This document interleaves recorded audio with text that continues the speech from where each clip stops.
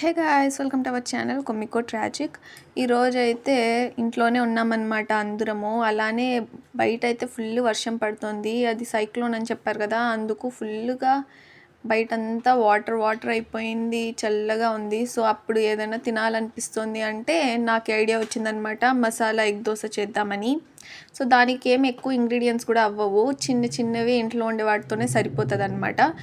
2-3 ఉల్లిపాయలు, పచ్చిమిర్చి, కొంచెం పుదీనా అయితే తీసుకోండి.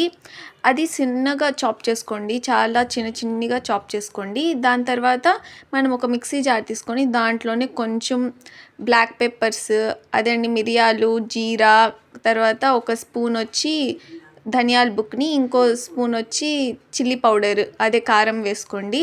దాంతోపాటే మనం కొంచెం కలర్ కోసం హల్దీ కూడా వేసుకుంటున్నాం, అదే పసుపు.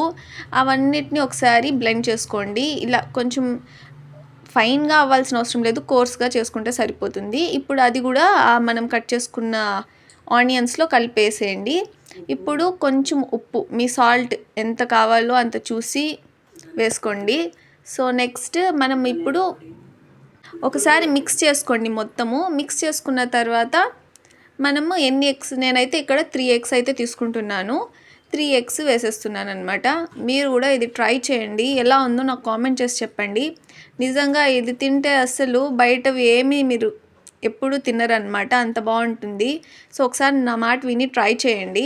సో ఇక్కడైతే నేను 3 ఎగ్స్ తీసుకున్నాను. సో దీన్ని కూడా కొంచెం బాగా బ్లెండ్ చేసేయండి, అంటే బాగా కలిసిపోవాలన్నమాట. నార్మల్గా ఎగ్ దోశ ఎలా వేస్తామో సేమ్ అలానే ఉంటుంది ప్రొసీజర్ మొత్తం.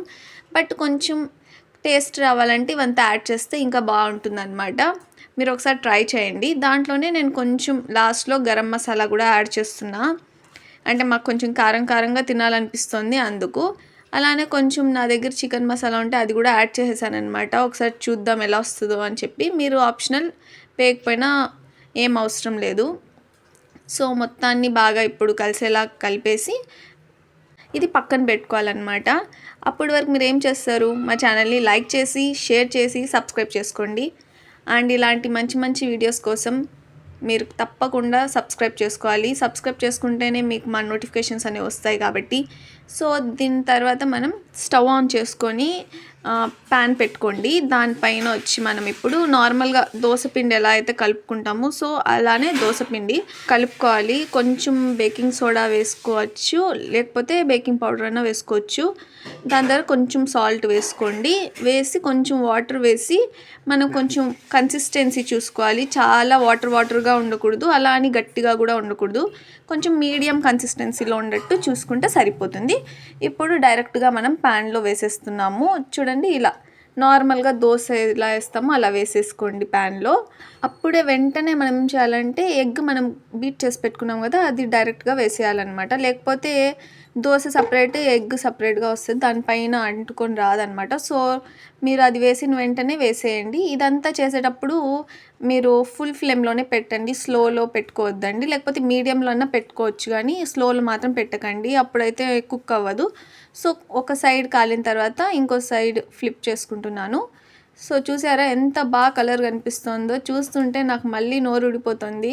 సో మళ్ళీ ఇలా ఈ వీకెండ్ నేను తప్పకుండా ట్రై చేస్తాను. మీరు కూడా నాతో పాటు ట్రై చేయాలి అని చెప్పి ఈ వీడియో అనేది నేను పోస్ట్ చేస్తున్నాను. సో మీకు ఎలా నచ్చింది అని నాకు తెలుసుకోవాలి కాబట్టి నేను కామెంట్స్లో రాయండి. Thank you for watching.